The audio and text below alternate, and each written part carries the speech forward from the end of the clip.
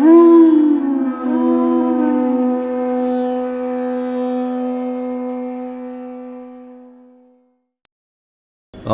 Namo Bhagavate Vasudevaya. Om Namo Bhagavate Vasudevaya. Om Namo Bhagavate Vasudevaya. Last verse for Canto 9, Chapter 15. Text 41.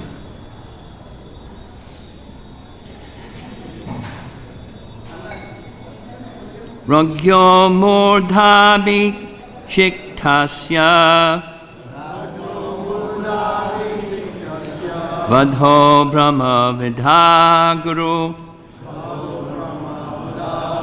tirta samsevaya chamham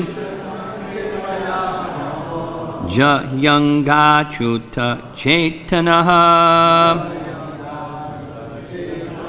Ragyamurdhabhishiktasya Vadho brahmavidha-guruhu Tirtha samsevaya chamho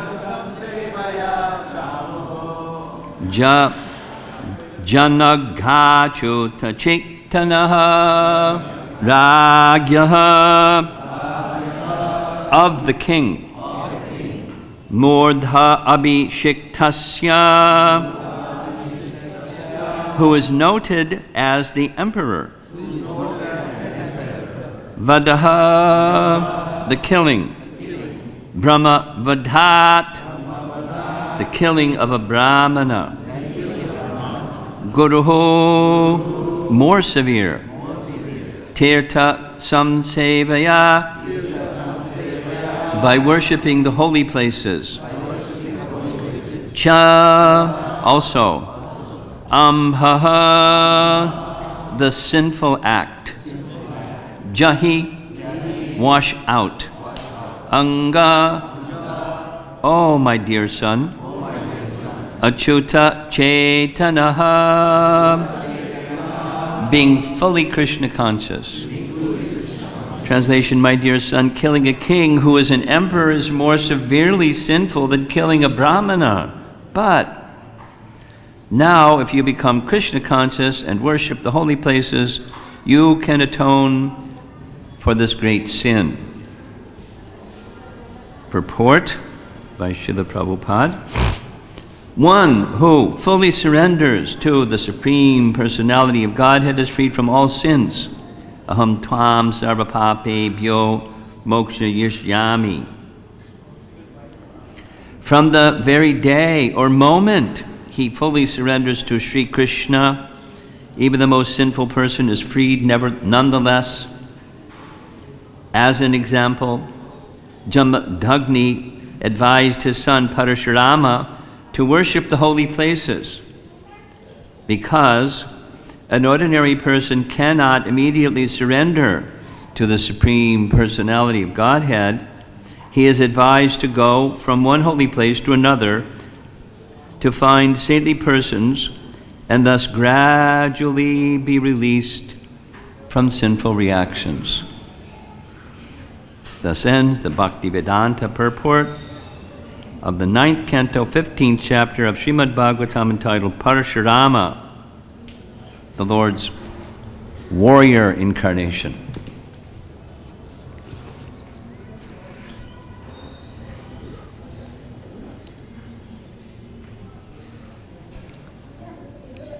The emphasis given here, of course, is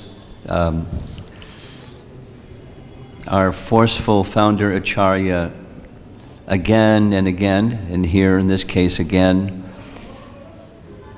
helping us through his instructions to take full shelter of the Supreme Personality of Godhead and become freed. One who becomes fully Krishna conscious by that method becomes released at once from all sinful reactions And that's encouraging. All we have to do is fully surrender, right? That's all. Just fully surrender. Now what about the rest of us? Just like chapter 12 Bhagavad-Gita, if you can't do that, do this. You can't do that, do this. You can't do that, do the other thing. So the gradual process is also being spoken, because the gradual process, and for that matter, the whole of the Vedas is meant to bring one to that same position, which is full surrender to the personality of Godhead. And by that method, surrender, and surrender means devotional service, one can know Krishna. That's the goal. The whole of the Kalpa Vriksha, sometimes the Vedas are compared to a desire tree, and all desires can be fulfilled. And then there's this less known fact that one desire can take care of all desires, right? That's Chaitanya Mahaprabhu's definition of faith. Shraddha Shrabde Vishvas Kahe Sudridha Nishchaya Krishne Bhakti Starva Karma Kritahaya. So that definition is very nice. That is, faith means confidence, conviction, that if you achieve one thing, all other desirable things are achieved, so you don't have to chase after the so many desirable things, you just focus on one thing. And then even the other things, they're pursuant to that one thing. If you do this, you do that, or the other thing, it's pursuant of that one thing. So that's what Bhakti-siddhanta calls dovetail. Dovetail is a nice word. Not a commonly used word in English language. Bhakti-siddhanta would commonly use English words that weren't commonly used because they were appropriate. You know, precisely, dictionary perfect, appropriate. Dovetail, I looked it up because, you know, it's not a usually used word. So dovetail, one of the applications of dovetail is a carpentry term. When you join pieces of wood, one piece of wood to another piece of wood, that's called dovetail in carpentry. So once upon a time, people used to do things with other than glue. So they had, you know, little pieces. The one piece goes like this, and then there's a gap, and another piece that goes like this, and there's a gap, and then the other piece fits in. And then it's said when you join two pieces of wood by that method, it's stronger than one piece of wood. So the dovetail principle is important. And the dovetail principle is meant for same purpose as the primary is the secondary. So the primary activities of bhakti give strength to the secondary activities of bhakti. And in fact, guna dharma, there's a misprint in the BBT, it says guna, but it's guna dharma is Bhakti-siddhanta, Bhaktivinoda Thakur's use of that term is our worldly duties. You know, the varnashram thing. And when the duties of one's varna and ashram are done, joined with the primary activities of bhakti, you know, the 9 processes of bhakti, then they're as purifying as the 9 primary activities of bhakti. That's good to know. There's only one thing, just have to surrender to Krishna. That one thing doesn't disappear. That the secondary things are given their strength from the primary things. And then they become as effective as the primary thing. The topic comes up, we'll come back to this Bhagavatam 9th canto topic. The topic comes up in Brahma Samhita, where after all of Brahma's beautiful prayers, the Govinda prayers, we commonly know them as, Monkeys? Huh? Human or monkey. Okay. Okay.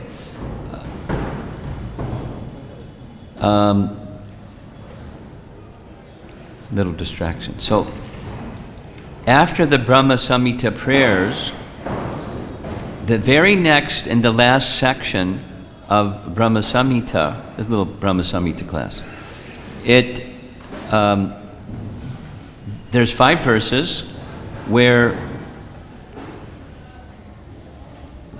the personality of Godhead Govinda is responding to an unspoken question, because Krishna is within the heart of Brahma, and so after all this exalted realization, Brahma has a doubt. And what's that doubt? The doubt is, I've got to create a universe. You know, I got to manage a temple. Both of you. Or I got to, raise my family. I got these propensities, and so if I do those propensities things, I'm going to forget all this nice stuff that I just realized. And if I don't do my duties, it's sinful, and I'm going to get covered by sinful reaction, and I'm going to forget everything. So, damned if I do and damned if I don't. What do I do, Krishna? He has a doubt. So we may also have a doubt.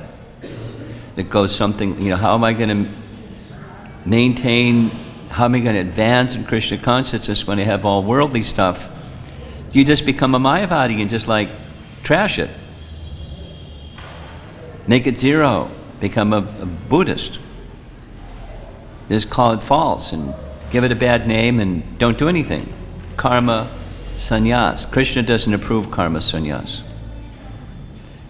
Krishna approves karma palatyag, dedication of everything unto Krishna. So the answer that's given by Krishna to Brahma is, keeping it really simple, no problem. Or as they say in Australia, no worries.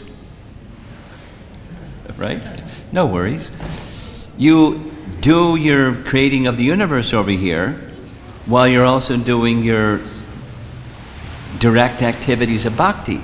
And when you do your direct activities of bhakti, oh, thank you very much, then those duties are as purifying as the direct activities of bhakti. That's the dovetail principle.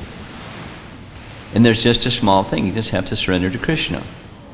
Smartavya satatam vishnur, vismartavya najata chit. Small thing. And then supposing you can't do that all the time, like most of us, we can't do that all the time. So we take some things that are helping us to remember Krishna all the time. Those are the indirect things, or the secondary things. So in this case, the secondary thing is not precisely the primary thing, and that is go visit the places of pilgrimage. In Vishwanath Chakravarti Thakur's commentary, he points to the word in the verse, cha. It's a nice word. Cha means and. Cha. Ha. Tirtha samsevaya cha. So he says this word cha indicates these secondary activities, or yama and niyama. That's what he writes. So what's yama and niyama? It's the do's and the don'ts, because the do's and the don'ts, they help the primary. They're not primary. Let's say it this way, same thing. Every religion has some things you do, rituals. And rituals may vary. The Western, in universities in the West, I don't know what it's like in other parts of the world, but when they give a religion class, I know this because religion classes come to our temples and they want to check out our rituals, because that's what they learn, what they teach in school is Religions differ by their rituals. So you look at their rituals and you can tell this is this religion and that's that religion and that's... So when they come, they like to come when we do our rituals. You know. And then the curtain opens. That's a ritual. And then everybody pays obeisances. That's another ritual. And then we go to all three altars, and then we go to, the next ritual, the Guru Puja ritual. And we garland Prabhupada and, rituals. And then we do our Jayarada Madhava ritual. Those are, the teacher has prepared them. Check it out, take your pictures, that's their rituals. And that's what their religion is, that which is not the essence is their religion. So we're being taught those things may vary, that's fine, but that's not the essence. And a religious person will follow the rituals, the yamas and the niyamas, but that's not the essence. What's the essence? Those things are to help us do the one thing that not so easy for us to do, take full shelter of Krishna. They're to assist us in that, and their strength is when they're dedicated to that. Take full shelter of Krishna. Then, our pujaris ring a bell and wave a stick of incense. So many circles. And we follow the procedure. We ring the bell in so many circles. But that's not the essence. So the essence is the offering to Krishna. You give your heart to Krishna. That's the essence. And that will help us. That following in the right consciousness will help us. So we have training that teaches us what the procedures are, the paying of obeisances, etc. There's a purpose. It's namaha. Namaha literally means no false ego. That's what it means, according to Padma Purana. Na-maha. No false ego. So you can pay obeisances and be really filled with false ego. I mean, it just helps to overcome false ego. The essence is take shelter of the personality of Godhead. So the yamas and niyamas, that's Vishwanath's gloss. I'll just share something because I've been spending a lot of time of the last several months with the Dhruva Maharaj story. And we just yesterday we were discussing Narada's instructions to Dhruva in taking shelter of the lotus feet of Vishnu to become a pure devotee, because he was a mixed devotee, how to become a pure devotee.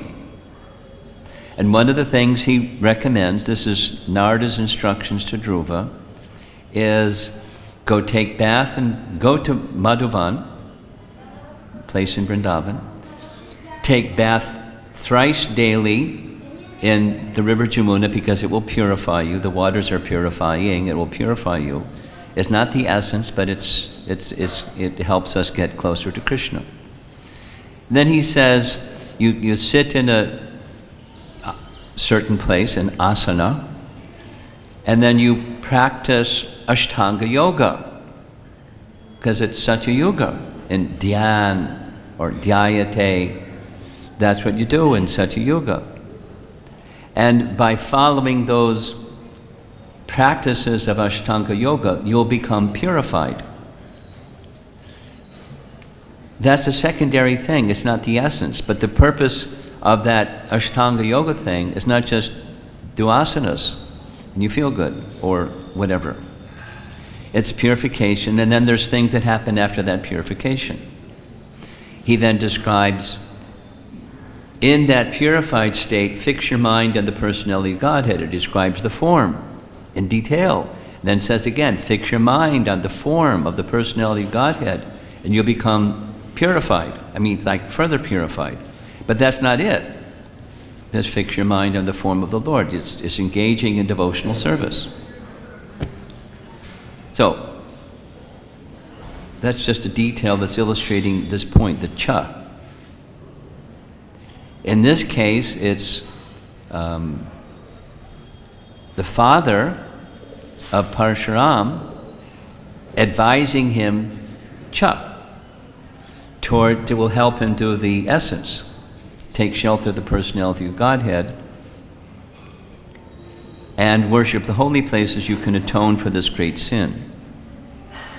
And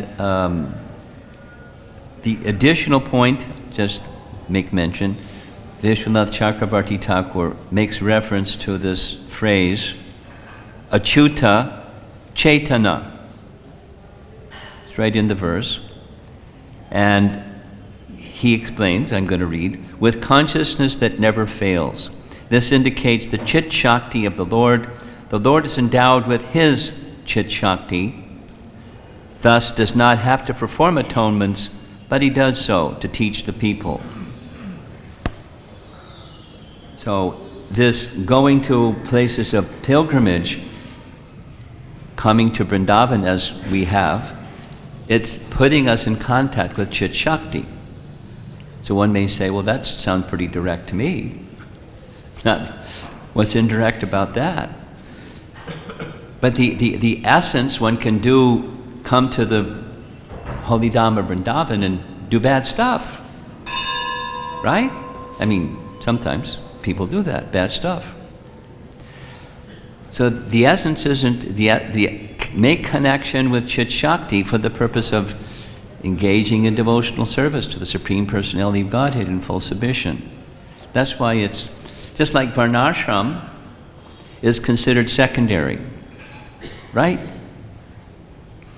We're not to abandon Varnashram because it's secondary, but it's not the essence. That's Chaitanya Mahaprabhu and Ramananda Roy. It's not the essence. Say it again. Because it's not the essence, we don't trash it. We do it because it's recommended. But when we do it, it's with a purpose. Take full shelter of the personality of Godhead. And when one has taken full shelter of the personality of Godhead, you're not obliged. We haven't taken full shelter of the personality of Godhead, most of us probably. And so we're obliged. And how do you customize that obligation according to time, place, circumstance? That's a long discussion. It's been going on for about 4 decades. That long. How do you do it? What does it look like? But it's something that Prabhupada wanted us to do. Not just those people out there that don't know anything about Krishna. It's not for us. Some people say it's not for us. It's for us. But what does it look like? That's another topic. So it's a secondary thing that helps us achieve the primary thing. Smartavya satatam vishnur vismartavya najata chit. And all other vidhis and nishedhas, or using this language of Vishwanath Chakravarti Thakur, the yamas and niyamas, the do's and the don'ts, the recommended and the things to be avoided, they're pursuant to one thing: full shelter of the personality of Godhead. And when one has taken full shelter, that's when you'll always remember. When there's love, you'll always remember. Until that stage, we need to be guided by the vidhis and nishedhas. So that's a little summary of the verse, and I was informed that this is the disappearance day of 3 exalted personalities. So I'd like to speak something about those, and then I'll stop and see if there's some discussion. Jagannath Das Babaji Maharaj, Rasik Ananda, and Tamal Krishna Maharaj. One of Tamal Krishna Maharaj's disciples is seated here, so he'll probably be doing something along with the other devotees, and I'm sure back in Houston they're having a big festival in honor of Tamal Krishna Maharaj and his departure.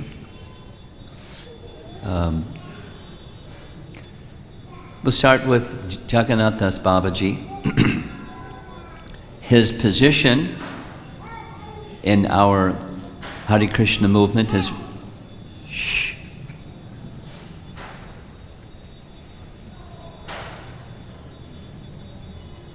very significant. He's on all of our altars. That's pretty significant. And there's a reason. Just because of time limitation, just say a few things. He was the primary person to inspire, revive, carry forward Bhaktivinoda Thakur in his dedication to Chaitanya Mahaprabhu.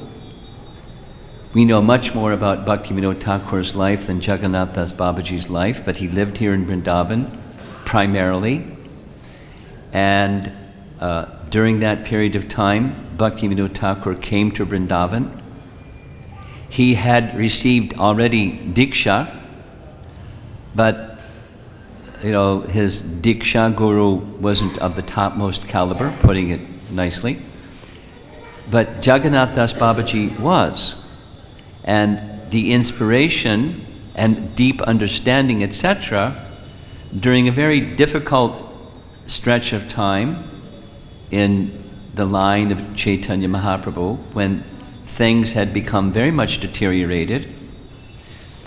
Jagannath Das Babaji hadn't become deteriorated. He was in full force of Krishna Bhakti, and that was a primary inspiration, the primary Shiksha Guru for our great Acharya Bhaktivinoda Thakur.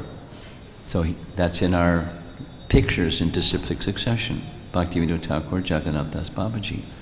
And then in the elder stage of his life, he lived over 100 years, and he was not able to move around, you could say invalid. He had to be carried in a basket. But by Bhaktivinoda Thakur's request, Jagannath Das Babaji came all the way from Vrindavan. Imagine leaving Vrindavan at such an elder age to go to Mayapur. And an arrangement was made by Bhaktivinoda Thakur for a residence for him. Many of you have probably visited that place in Navadvip. It's a very sublime place. And just two additional things about his life. Celebrated for Bhaktivinoda Thakur was rediscovering the lost place of Chaitanya Mahaprabhu's birth by his spiritual acumen and the gift of Krishna.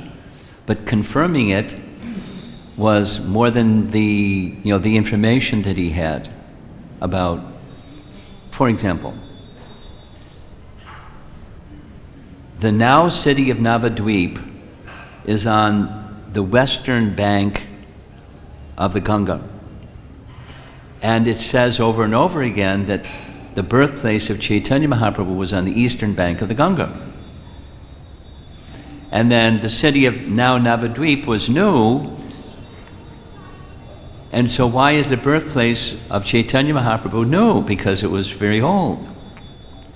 And then further study, the course of the Ganges, it was predicted, and sure enough, by study of history, after Chaitanya Mahaprabhu left this world, the course of the Ganges shifted in an easterly direction, so what was the birthplace of Chaitanya Mahaprabhu was now underwater.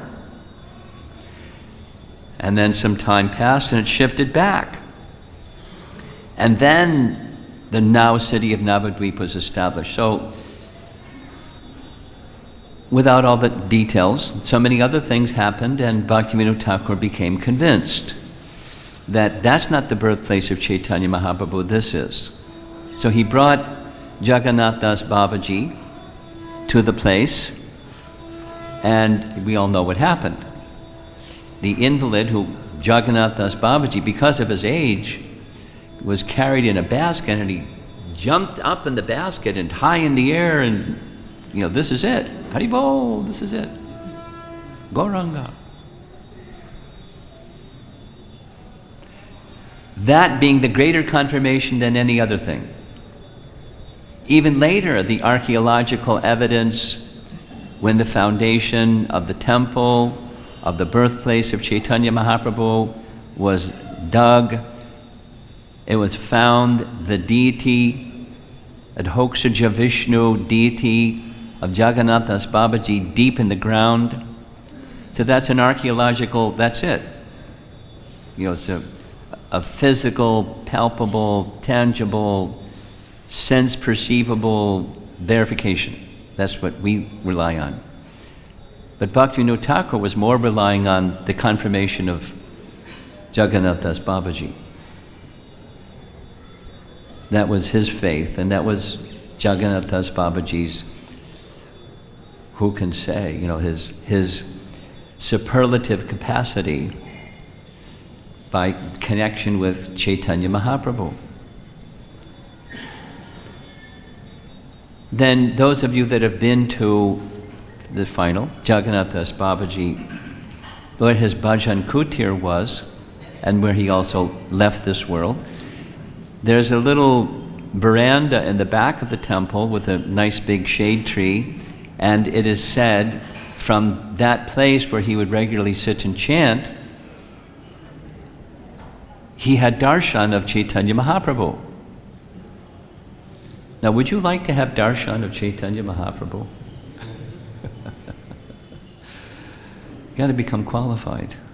And the teaching is that's what happens when you become qualified. You don't have to go find the Lord. He'll come to see you. That's our teaching. And that's what happened with Jagannath Das Babaji. Now,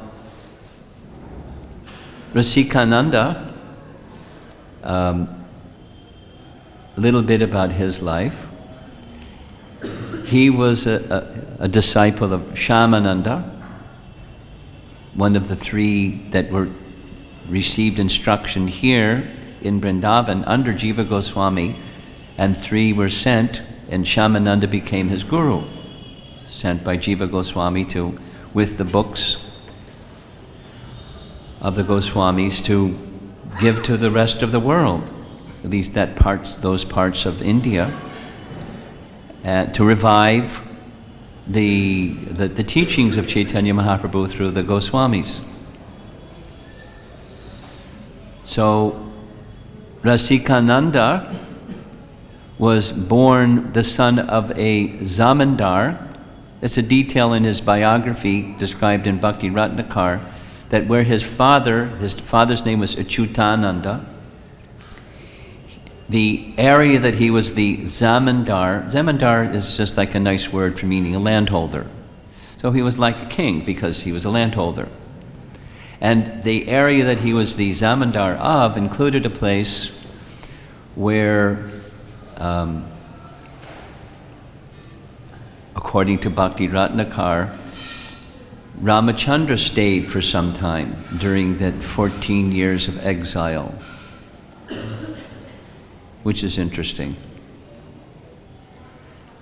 Because, anyway, it's without all that, how it's interesting. And Ramachandra established a temple of Lord Shiva that's locally known. This is local story. Rameshwara. Just like in South India, that there's a Rameshwaram temple and deity. So Achyutananda was the zamindar of that area, and his son Rasikananda, or also known as Murari, or also known as Rasika Murari. Those are three names by which he was known. He had very elevated spiritual quality from his birth. And as a young man, he was eager like anything to find Guru, and he was weeping at night, in the evening, and heard a voice from the sky saying, "No worries." very soon Shamananda will come and he will be your guru, and take full shelter of him. He heard a voice in the sky. And so all night long he's, with his beads, he's chanting Shamananda, Shamananda, Shamananda. And at the break of dawn, Shamananda came. And Shamananda said, don't worry, you are my disciple, and very soon I will give you Diksha.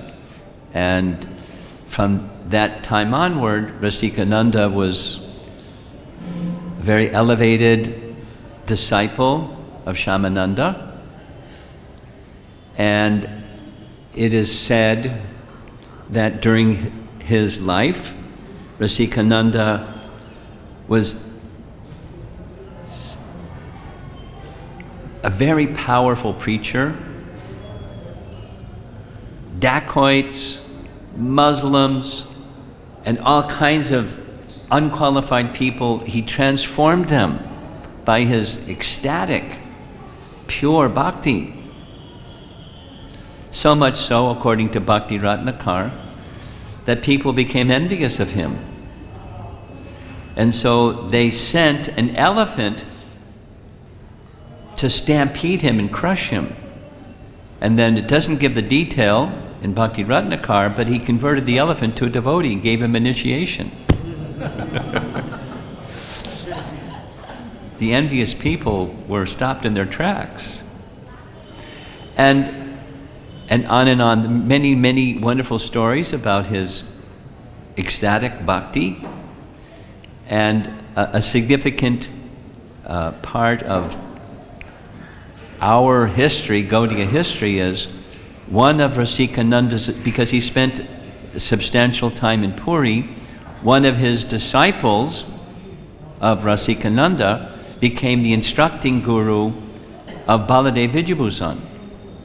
Because Baladev Vijayabhusan, a near contemporary of Jagannath Das Babaji, long story, but after he received initiation and training in the Madhva Sampradaya, he wanted to go back because he's from Orissa.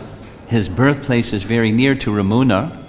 Those of you that visit Ramuna, you can visit his birthplace. He wanted to go back and, worship Jagannath near his place of birth. So when he went back, he met this disciple of Rasikananda. Maybe it was a grand disciple. And through that grand disciple, he learned about Chaitanya Mahaprabhu, and specifically even the Sandarbhas of Jiva Goswami, and he was like, wow, I got to learn more about this. So he then came here to Vrindavan. So Rasikananda had like generations worth of influence, is the point. And this is his disappearance day, so there's many nice things. One of Shamananda's deities named Govinda at Gopi Ballabhapur, he entrusted that worship to Rasikananda, who cherished Govinda, but a deity that he loved very much was the deities in Ramuna.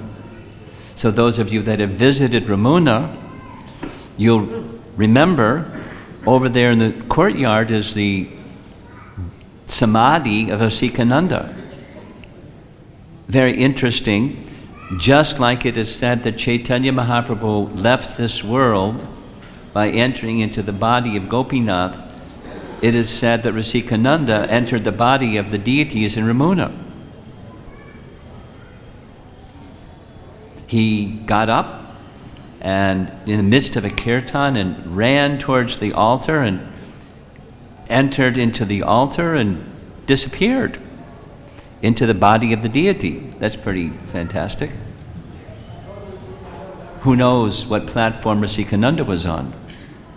That was his disappearance. And our exalted Tamal Krishna Maharaj, not so long ago there was also a little remembrance of the disappearance of Gaur Govinda Maharaj. There was his picture over here, right? Same day as Bhaktisiddhanta's disappearance. be nice to have Tamal Krishnaraj's picture next year.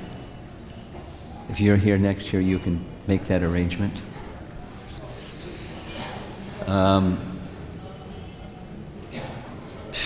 What can you say about Tamal Krishnaraj?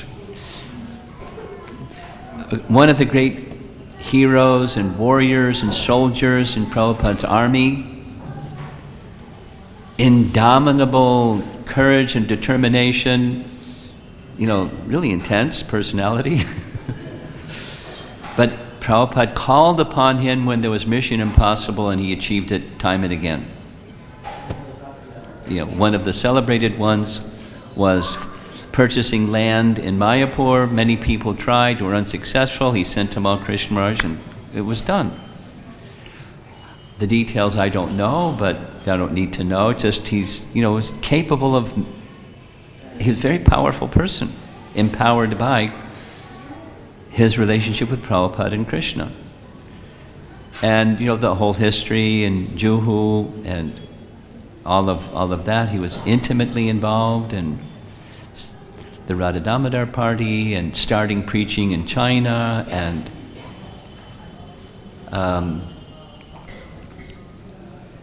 he left this world on this day, leaving Mayapur, having attended the Mayapur GBC meeting. And during that meeting, I remember very clearly, there was every evening there was a hootenanny, a big assembly of devotees in Tamal Krishnaraj's rooms, and inspiring the devotees in ways that he was capable of. And when the festival was over, in a car ride on his way back to the Calcutta airport, the driver fell asleep and crashed into a tree, and Tamal Krishnaraj was in the front seat and didn't survive.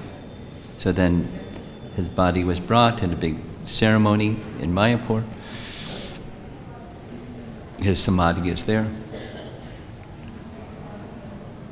So we're honoring his disappearance day today here in Vrindavan.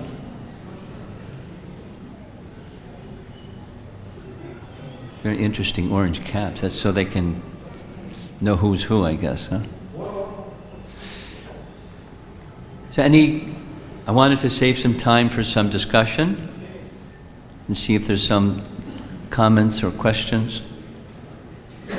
There's a microphone if you have a comment or question.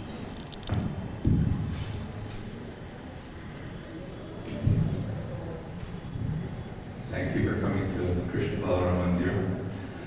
So thank you for being here to maintain this, not so easy place to maintain. Oh, your blessings. And special Shakti given by Krishna Balaram to you to do it. So many saintly, great acharyas and personalities, and many of them are our gurus. So we have certain ones who have achieved or recognition. We still know of Prahlad Maharaj, Dhruva Maharaj, and all the history of all the great acharyas. So if we were to do all the acharyas, are we being disrespectful to some acharyas that maybe have not been recognized as much in a worldly way? The thing is, sometimes we say, oh, my guru should be worshipped here or there. So I think sometimes as the society grows, what the standards are, not that we're looking for standards, but just the general idea of our mindset for worshiping the great acharyas who have disappeared. That's a touchy question.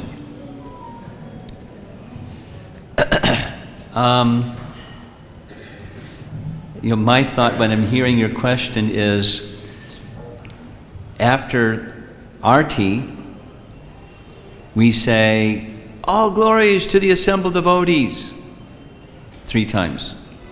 And I'm thinking, what about the unassembled devotees? There's devotees all over the place. Are we being disrespectful to the devotees that aren't assembled? That's what I was thinking when you were asked your question. I don't think it's disrespectful. It's something like, Bancha Kalpa Turubhyascha. That's generic. It's to everybody. And that's something specific to offense, I heard a recording of Prabhupada being asked, Prabhupada, it says in Nectar Devotion that, if you've offended devotee, then you got a reaction coming to you, and you're supposed to go to that devotee that you've offended, and supposing you don't even know that you offended that devotee, or they're like, long ago, and now what do you do? And Prabhupada's answer was, therefore every day we say, Manchakalpa Tarubhyascha. No, that's like, okay, rubber stamp. I did it. Now I'm free from offenses of people that are debris behind me because I just kind of offended them, knowingly or unknowingly. So it's not the to make our slate clean. It's the essence of offering respects to all the Vaishnavas. And if you focus in a singular fashion on a Vaishnava, it's not disrespectful to all Vaishnavas. That's my reply. It's not a lot depends on the consciousness behind the act of glorification.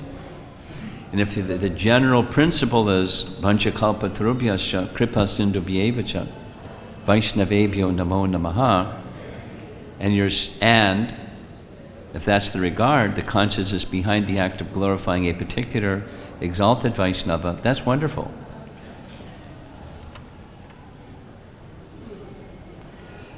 I see a hand in the ladies section back there.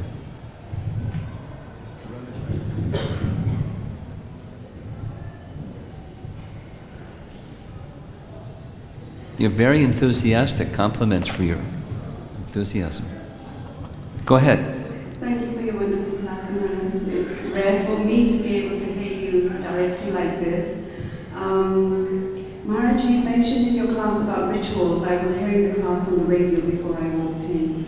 And if I heard correctly, during the rituals you were mentioning about how singing Jai Radha Madhava and then the Guru Puja, all that is like a ritual. Did I hear correctly? Well, it's viewed by scholars, those are our rituals.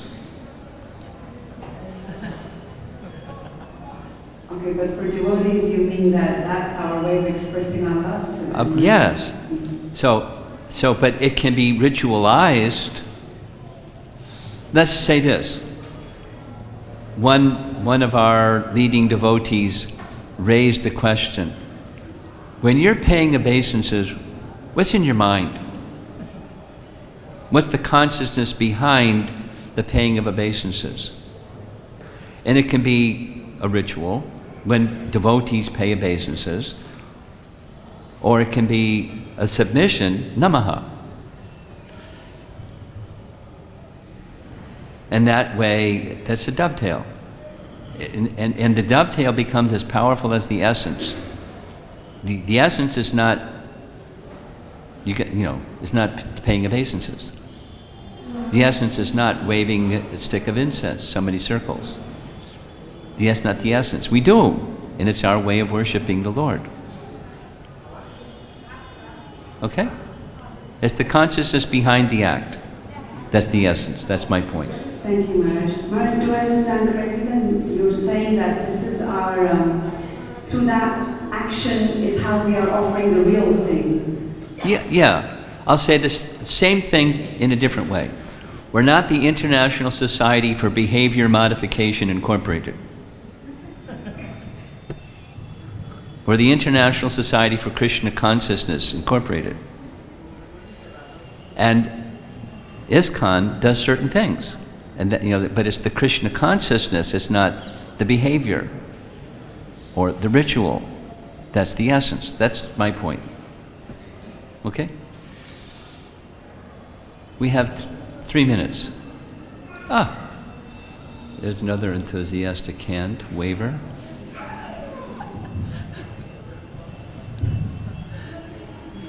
Okay. Hare Krishna Maharaj. Slowly. Hare Krishna. Maharaj, you mentioned about rituals. I did. Yeah, the question is faith a byproduct of ritual, or ritual plus faith ultimately culminates to bhakti? You were speaking slowly at the beginning part, but then you speeded it up at the end. Can you just do the last part again? Rituals. I got the first part. So ritual is bhakti, byproduct of ritual, or ritual plus bhakti ultimately is ritual plus faith is ultimately bhakti. What do you think? What's your opinion? What's your understanding? My experience is like initially when I came to Krishna consciousness, it was more of rituals. I like to come and see DGs, dance and take prasad, and slowly I started developing some faith. Okay, this is a process. So would like to know, like some people I also seen like it's like more of rituals. Like I'm from South India, and it's like people they say that at the age of 9 and 15 one has to take Brahman Diksha, and they do that, but ultimately I don't see they have any bhakti. It's more of a ritual. At this age you have to take Brahman Diksha and things like that. So what exactly is it? What's exactly? That's the tough word. So here we have in Vrindavan many people. They're in the Kanishta Adhikari position. They don't respect the Madhyama Adhikari activity of speaking. Only because there's a rope do they stay there, but otherwise, you get the idea. But it's bhakti. It's Kanishta bhakti.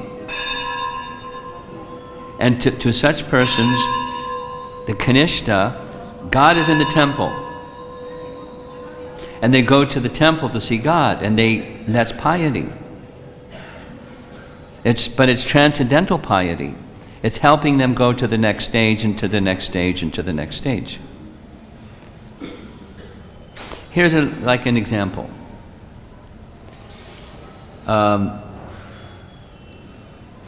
In one temple, every morning, right in the middle of class, this gentleman, before he went to work, would come walking right through the middle of the class with a plastic bag that had stuff in it, like we wanted to put on the altar, and it was like we weren't even there in the class.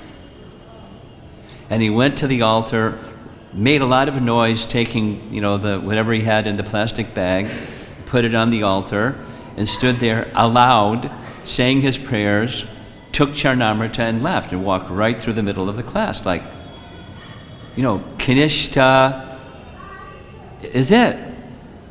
And Madhyama is, but he's a bhakta. He came every day, and we, took him to the side and said, what needs to be said, and he'd smile and he'd do the same thing the next day and the next day. Every day. So we just had to learn to tolerate, because that was his platform. But was there bhakti in what he was doing? Yes. Was it ritualistic? Yes. Was he getting purified by bhakti? Yes. It was like Kanishta. So I've been told in the Gaudiya temples, there's Kanishta, Madhyama Kanishta, Uttama Kanishta. And then Kanishta Madhyama, and Uttama Madhyama. Like that. So he was like a Kanishta. But he had bhakti. And he was getting purified, although it was like, God is in the temple. And I'm going to see God in the temple. And the bhaktas, it's classic. There's no understanding of bhaktas, etc. We didn't exist.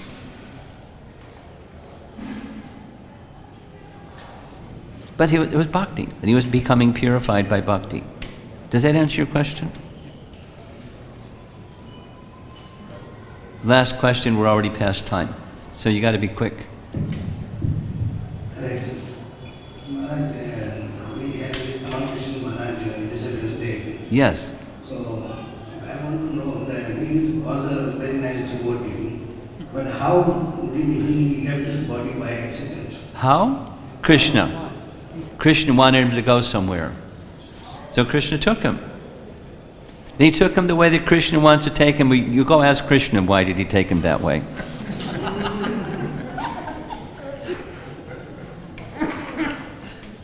We're dependent upon Krishna's plan, and we don't question Krishna's plan. I mean, if you can go ask Krishna that question, then you can tell us what his answer is. Whatever happens is Krishna's plan. What does that mean? What does it mean? You know, he has his intention. So, why that method, I cannot say. Why? But that's, it's because it's his will, and by his will is infallible. He could have, it could have happened a zillion other ways. Your question is why that way? It's up to Krishna. It's his intention, and he had it happen the way that he had it happen. I don't know why. But that's the meaning of Krishna's will. It's just, he wanted it, so voila. Bhavati. It happened. There you go. Srila Prabhupada ki, Gaur Premanandi.